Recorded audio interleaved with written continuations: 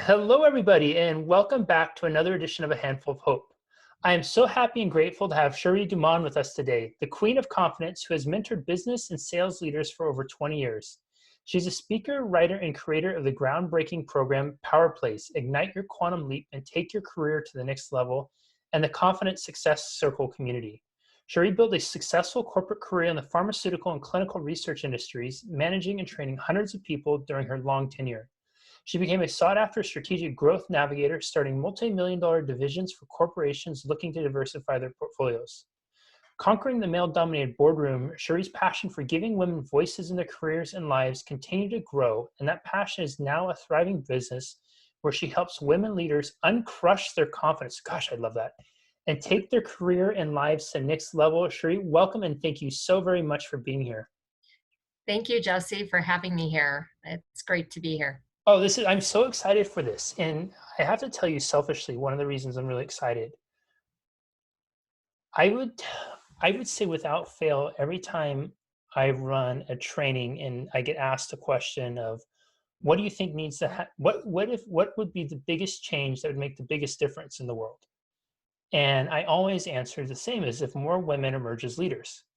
And I think that if more women emerge as leaders, I think women are so much more emotionally aware and emotionally present, that their approach to leadership, I think, would start to make safe for men to start to get in touch with that, and for so many of the I don't know if it's like the shackles that men are bound to and what it means to be a man, for those to start to finally fall away. And when we were talking beforehand, you were talking to me about women stepping into and tapping into their feminine powers. And I was hoping maybe you could touch on that a little bit and just elaborate, because I'd love to start there.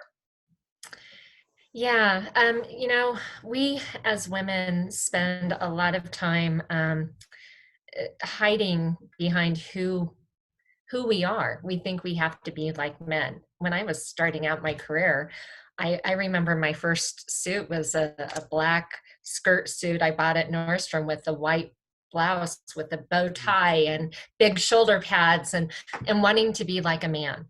And that's not the case. You're When you said women leaders, right now is the time for women leaders to step up and in every aspect of life. We're lucky enough to have a woman who's going to be VP nominated in the next week or so.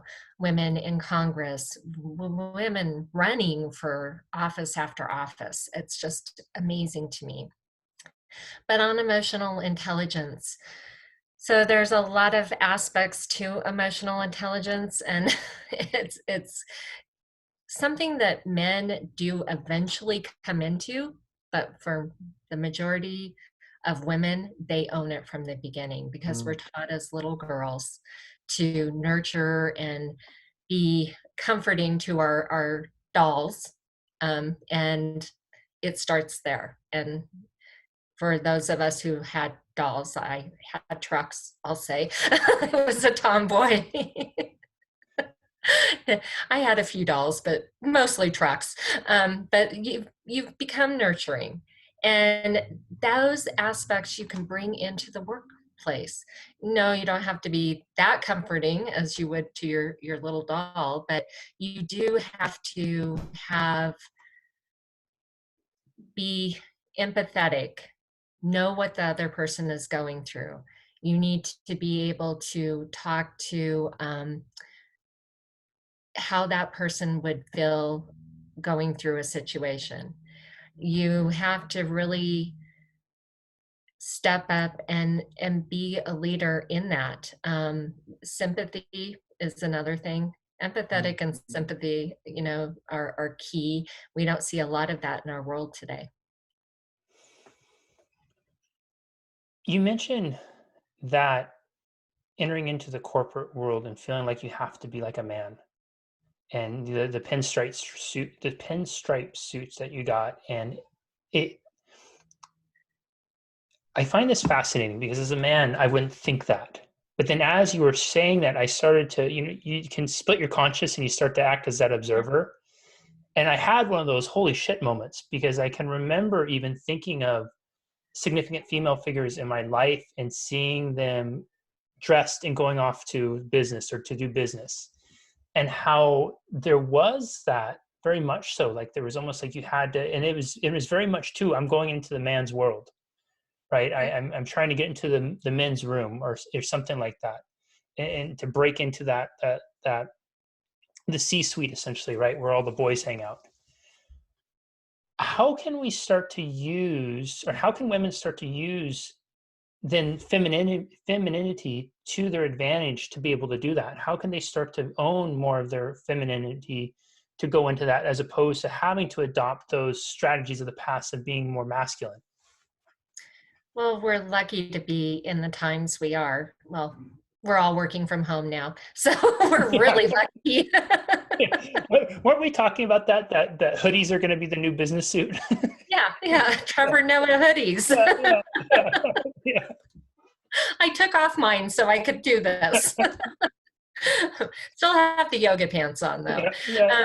But when you do step into that business role, we're lucky because it isn't. I remember when I was a district manager, coming up in my career, my reps, if they weren't in suits that matched like the females, the women, like the same black pants and black jacket, I sent them home to go change. Mm, That's not the case anymore. So part of it is we are lucky that we do live in different times. When I'm getting ready to go make a presentation to a group of men or women, I'm I'm more bringing out my personality.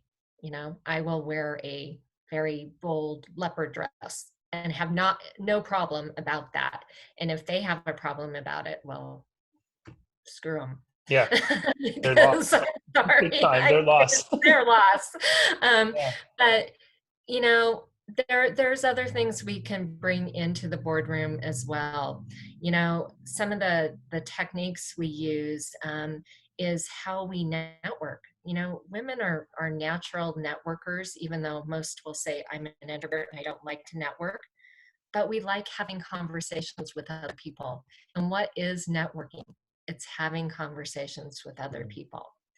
And part of something that you have to do in business to help your career along is build your alliances, and build your alliances within your company and outside of your company. And that's one aspect of that we bring. That yes, men are may have the loudest voice in the room, and I love men and love working with men, but I know that sometimes the loudest voice isn't the most competent.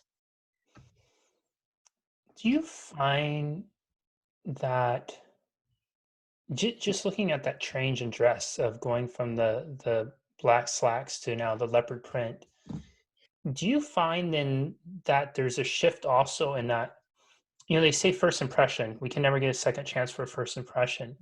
And just in hearing, and please correct me if I'm way off on this, it sounds like that once upon a time, or at least how it used to be, was very much that first impression that was trying to be made was more of like, here I am, I fit in with you, versus now it seems like it's entering into that space of, here I am, this is what I have to offer.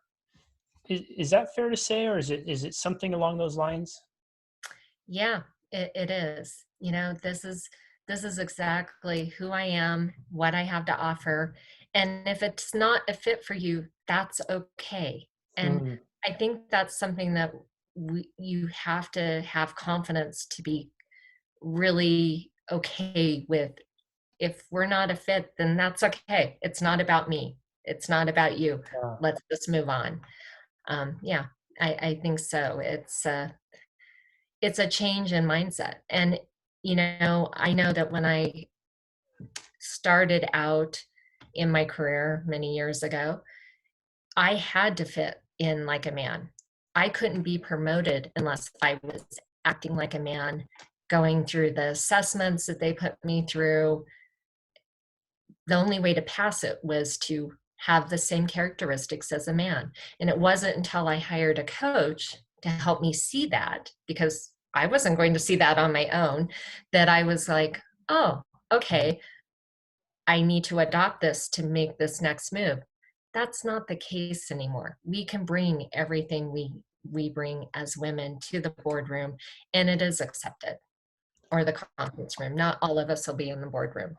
Gosh, I just, I'm so mind blown right now by considering the blind ignorance of male culture and how many probably tens of millions, billions of dollars for companies that are so obsessed with bottom lines and productivity and moving those decimal points a little bit more. How many billions of dollars have likely been lost over the years because of an ineptness to be able to see that you're stifling getting the most from your team if you're taking the female portion of the team and putting them into this box and saying, hey, you need to fit this box if you want to play in this space. Hmm. It's like saying, hey, why don't we go play golf this afternoon after we finish up, and but I'm going to play with both hands and you have to play with your right hand tied behind your back, and then spot me 5 points too. You're looking at confidence. So looking at this merit, really recognizing now there's more of a recognition of merit, and confidence is essential to be able to come in and own that aspect of, if they're not really embracing you for you, it's okay to walk away. Easy to say, heck of Yeah. a lot harder to do, right? It kind of rolls off the tongue when we're saying it, but even when you kind of finish it, it's like, how does someone begin to develop that confidence? Or if they've begun to develop it, how do they really just fully embrace it? Is there something they need to think about? Is there something they need to do? Is it a ritual? Is it repetition? We were joking before about the power pose. The 3-step process that somebody can do to really step into that confidence and get to a place where they are so confident in whom they are when they're doing in those situations that they can be okay with that? Well, I love the superpower pose, and also having a theme song. You got to have a theme song. Awesome. Awesome.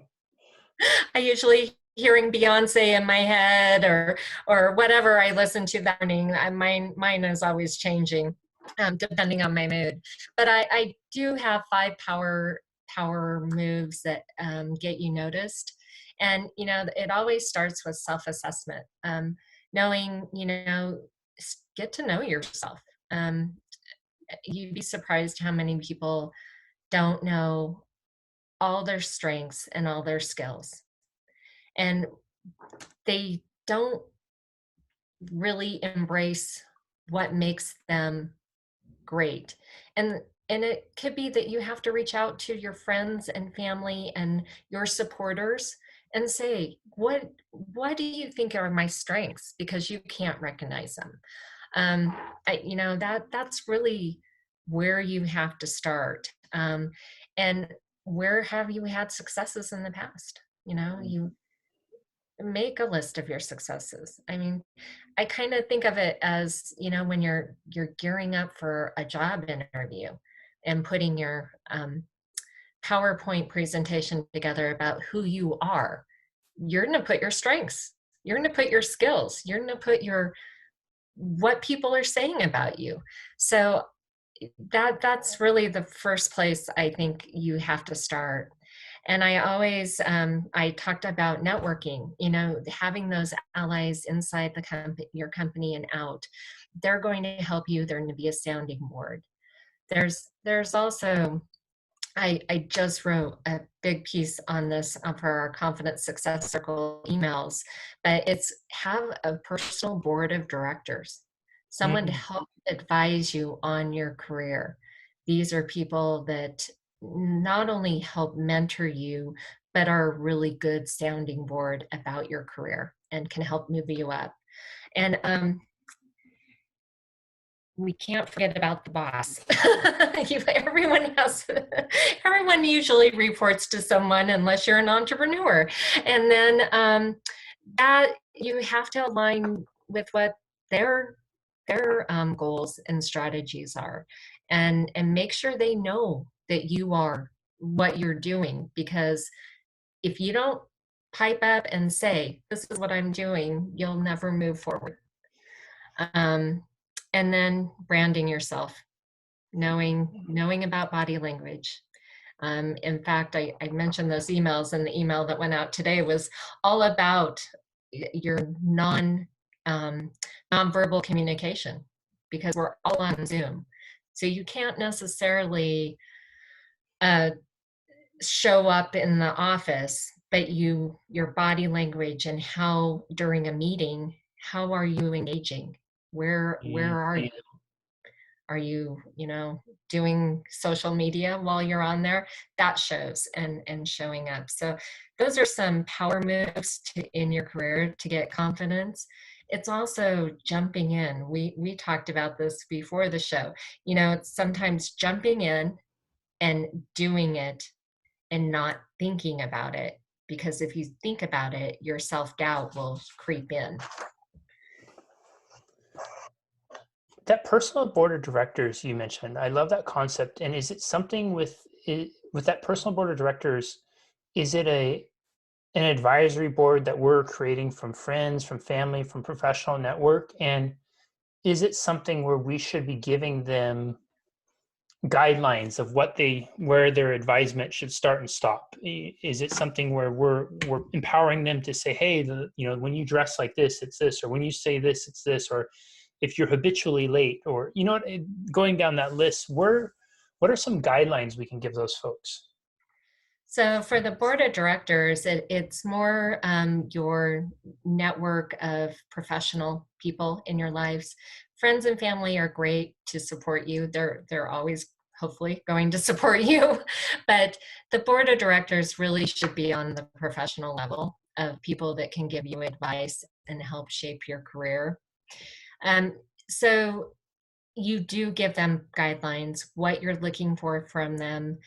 It's a set period of time, so they're not committing to more than a year. You don't want to overtax people. And I actually wrote out, it was 10, I did think it was 10 steps of how to set up your board of directors, and I'd be happy to share it with your audience, the whole thing. But those are some of the top tips of who you're looking for, and be very specific about what the goals are that you're hoping to get from them, for your board. It's like any board of directors. Mm. Yeah, that would be incredible if you'd be willing to do that, because I Yeah, I think would. that would be extremely helpful, and it probably answers all my other questions I have about them about it too. And you're making me remember everything that I Yeah, wrote down. yeah, I know. Isn't that, it's like, oh yeah, wait, when I wrote that down, what was I? Oh yeah, yeah, that. No, Yeah, that was a while yeah. ago. I catch that sometimes too when I'm being interviewed. Somebody asks, yeah, so you talked about this one time, and I was like, oh my gosh, I talked about a lot of stuff one time. What exactly did I say? And I was just like, well, I'm gonna trust you and say if you're saying I said it, I must have said it. Okay, I love this. I love these five power moves you can make. I love the board of directors. I love that you're going to offer those 10 steps that people can take, and I think that'll be something a really great asset to the audience. We'll be sure to put in the show notes and all the links and everything like that. When you work with women and you're really working with them to help them take that next step up and to help them really, I love this, uncrush their confidence. Do you find that there is consistently a theme of an area that women seem to struggle the most with in terms of stepping into that more confident version of themselves? And do you find also then, does there seem to be a similar theme of origin of that lack of confidence? And I ask because one, I would love for people to just become aware and hopefully put language to some of the things that people may be feeling. And two, this invites people, I think, the opportunity to start the self-exploration process with themselves and to really be able to look at where confidence may be lacking and the opportunity for adding more into it. Yeah. We look at a lot of leaders and think they're confident, they have everything, they never have any self-doubt, they never have imposter syndrome sneaking in, and that's not true. We all have, I think the most common themes I see is imposter syndrome, and I think that gets overused, but it's really that self-doubt, Hmm. that doubting that I can do this, doubting that I can step into this next role, doubting that I can move past where I'm at now. And some of it, every situation is different. And I work with women one-on-one. So, when I step into coaching with them, it is one-on-one and very unique to them. But recently I had someone who knew it was time to move on from her job, and she because she was being held back and none of her ideas were being accepted, and she'd been there for 10 years, but it was really a great job and she didn't have to worry about security or anything, and she just was holding herself back, and it was really a lack of confidence in what she had done over her career. I mean, she could see her successes, but really truly believing it in her mind. And it started with looking, putting down those strengths and putting down that self-assessment of, this is what I've done over my career. And we started there and worked on Hmm. it. And a lot of imposter syndrome stepped in too, even I I read once that Meryl Streep and Natalie Portman suffer from imposter syndrome. I mean, these are two great actresses and they still do not think they're worthy. Do you find women struggle with celebrating and maybe even acknowledging the things that they've done, like just how significant their accolades are, more so than men? I do. Yeah. I see women struggle with patting themselves on the back as it is, that they don't see all the great things they do, not only at work, but in their lives, and how they take on so much and sometimes more than one role. And we go back to different times, but men are stepping up more and participating in everything in life. It used to be here before I was an adult, men were king of the house, and things were his way or the highway. Um, as my dad used to say, he was always joking, but Yeah, I think we've all probably heard that one at least once in some iteration of it. um, but it it is, women take on a lot more and a lot more roles in life as well. We're there. So I totally. Sure. If I may ask you a personal question, I'm really curious who or what inspires you? That's a good question. I think I get inspired every single day. I really, every day, I'm looking for what sparks my interest. Sometimes I get fired up, as you know, in our previous discussions. I get fired up about a lot of things going on in our world these days. Um, but I try to look for inspiration and how can we help more people and build them up. I don't think there's enough of that in this world.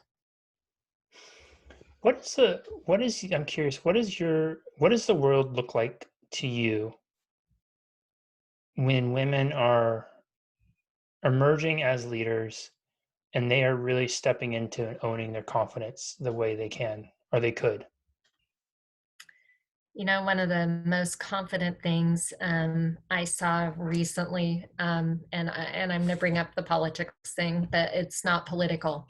It's AOC on her speech in the Senate, when she took down that congressman for berating her on the steps of Congress and said it's not okay. Hmm. That's an ideal world. That's a confident woman. I had to write about that immediately because I couldn't understand why we would let this go on in this day and age. And we do. But that was the most confident thing I had seen in a long time. And yeah, these are changing times. Although that was 2 weeks ago. And last weekend, all I was hearing is the women that are going to be the VP pick are too ambitious. Yeah, I'm right. They're ambitious. I'm sorry. Yes, the hypocrisy of some of the statements people make, I think, is really completely lost on them. Every man who has been VP has been ambitious. Yeah, do you want somebody really like second in command not being ambitious? Yeah, exactly. Oh, here, take it all. Don't worry. Like, oh yeah, yeah, yeah. No, thank you. I think you want that, right? Like, ambition is ultimately what drives everything. It's what makes this technology possible. It's what makes our lives better. It's funny. Like people, I feel like they sometimes treat ambition like it's this dirty word. Yet, ambition is at the core of the betterment of our relationships, the betterment of our health, the betterment of our wealth, the betterment of virtually every facet of our life. If we play in that space, we realize that there had to be an ambition first to acquire that which we were pursuing. Yeah. Right. Yeah. So, and now you're going to say somebody's too ambitious. Yeah. Yeah. Yeah, it's beyond words. It really is It because really is. Yeah. I sometimes think that there's somebody somewhere out there writing a daily comedy skit, and it's like watching Seinfeld in the 90s or something like that. What's the most ridiculous scenario we could play out right now that really run with it, make people laugh? And oh no, this one's even more ridiculous. Let's just run with it. We'll call the potential vice president candidate too ambitious. yeah, Mm, yeah, too ambitious and yeah. In a perfect world, we wouldn't have double standards for anything and anyone. Everyone would be eh, they always say in business, confidence gets you ahead versus confident. mm. Well, I think those should be even. I think that you have to have the skills, but you also have to be confident. And I struggled with confidence my entire life. From my seventh grade counselor telling me I would never amount to anything, to which a counselor should never tell you at Yeah. seventh grade. And I didn't have any reason to doubt her because I wasn't feeling confident and having to build it up my entire life. And you learning those lessons really gives you guts to move on to the next level. What was the shifting point for you of where you no longer believe that story? It was in my late 20s, and it it wasn't the last time I had a confidence shift or confidence doubt, I will say, but it was the real shifting point was when I was 28, and a lot of things that year changed. I decided to leave a marriage that wasn't working. I lost about 70 pounds, Wow. and I stepped into a new role in sales. I was in marketing. I was behind the scenes. I was never up front. And all of that together, I had to step into some confidence because I couldn't even get the job. I couldn't leave the marriage. I couldn't move on from the weight without stepping into some form of confidence.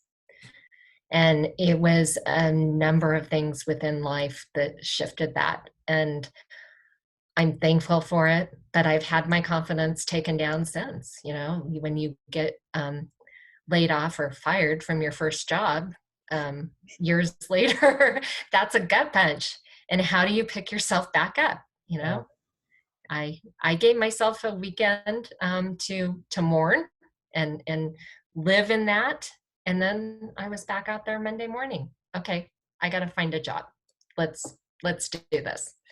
If you wouldn't mind diving into that a little bit more for people who are listening, I think that gut punch is extremely relevant to right now. There are a lot of people who have not only been gut punched, but they've been kicked while they're down too.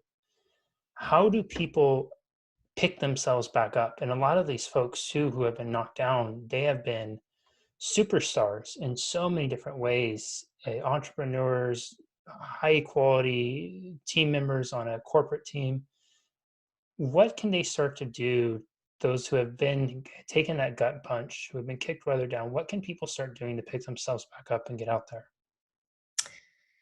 So you have to know, you have to give yourself that time to mourn. I didn't give myself very much time to mourn, but I think it's really important to acknowledge what happened and why it happened, and what, if you could do anything to change the situation. I mean, in my case, there was a few things I could have. I didn't have that emotional intelligence that I have now, Mm, uh, or I did have it. I wasn't using it. Let's say that. And my mouth got me in trouble. But the that's really a starting point. But you do have to have a plan, and you do have to know, okay, this is what I'm going to do. Um, a lot of self doubt creeps in there, and you've got to acknowledge that there is that self doubt that's going to creep in, and have a plan, not only what you're going to do to find a new job, and how you're going to do it. And don't set timetables, because nobody knows in these days and this day and age at this point. But know your inner critic, know what that self-doubt sounds like. I write it down. I feel like mm, we were talking about pen and paper. I love pen and paper. And so I do write it down, and then I silence that inner critic. I rewire my brain to think, turn those negative thoughts to positive. And don't compare yourself to others, because you being on a journey that may find you a job is not the same journey I'm on. mm, And I've actually been reading a lot about comparing yourself to other people, and it's quite fascinating. And the more I think about it, the more there's an article in my head coming out, and it's not written yet. So I'm not there, but I'm going to get there. Um, and then, I always say you have to have a cheerleader on board. You have to have a cheerleader, in your family and friends supporting you, but you have to personally have that cheerleader. And that comes with finding your inner confidence. mm. Sherry, before we ask my final question, where can people find you online? They can find me at confidentwarriors.com. Confident Really Warriors. easy. Yeah, and Yeah. we'll have the links and everything up here.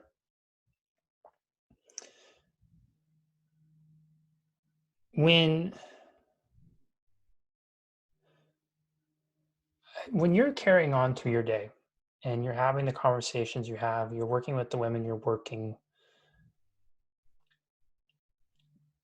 what is it that drives you? What is it that propels you through the day, that gets you up, especially during strange and stressed times like this?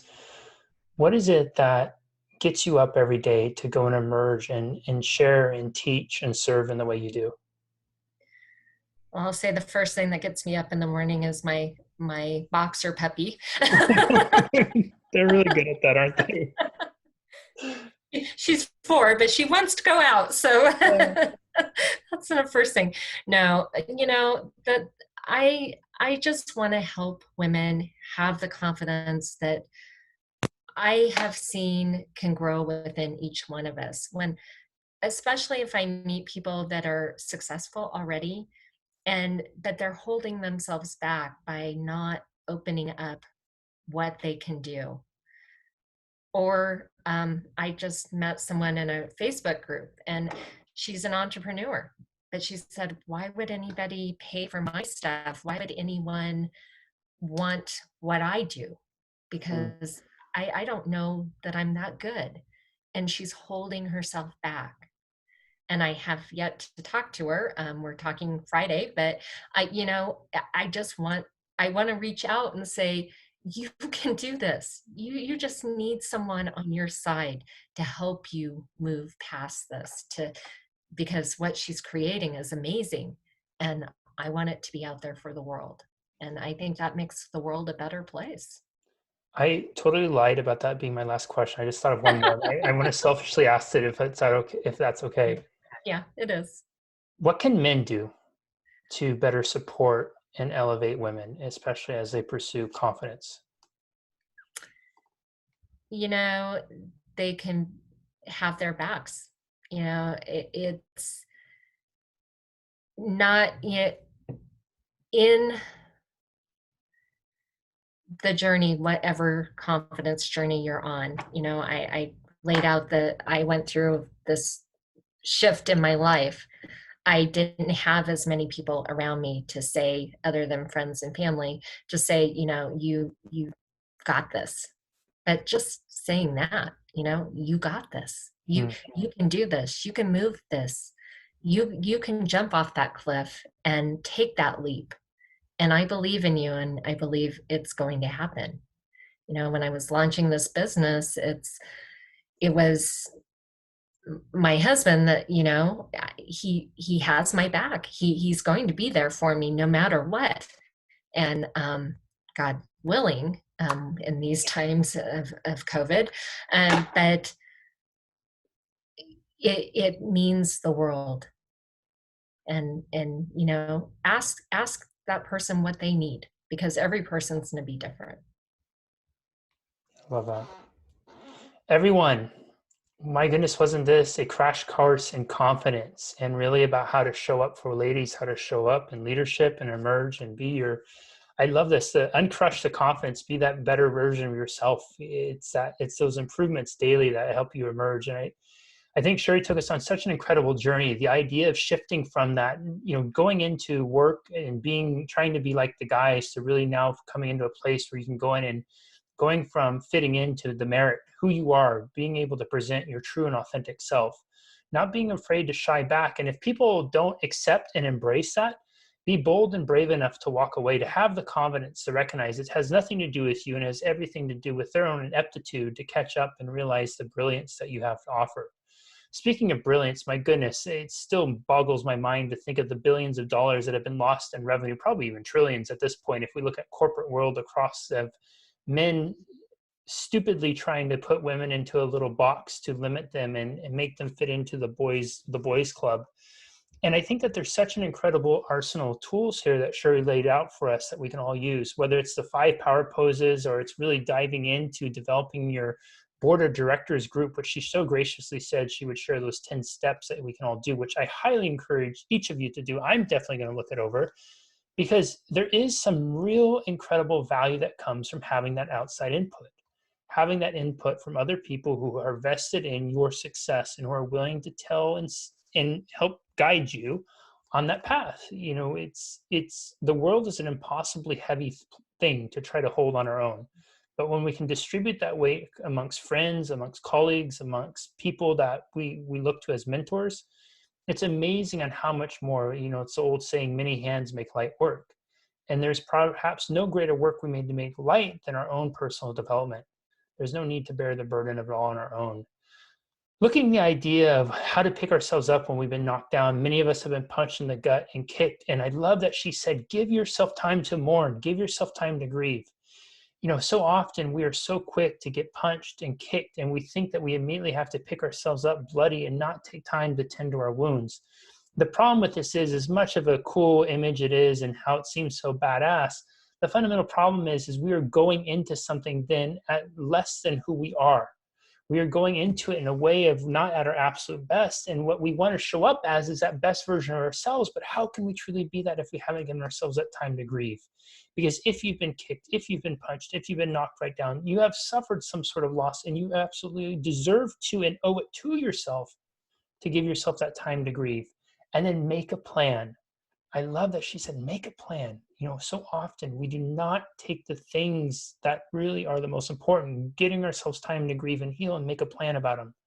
We again think we just sweep it under the rug and hurry through the process to try to get back out there and get back on the horse or whatever it is. make a plan, and getting on that horse can be part of the plan, but give yourself the grace of grieving along the way.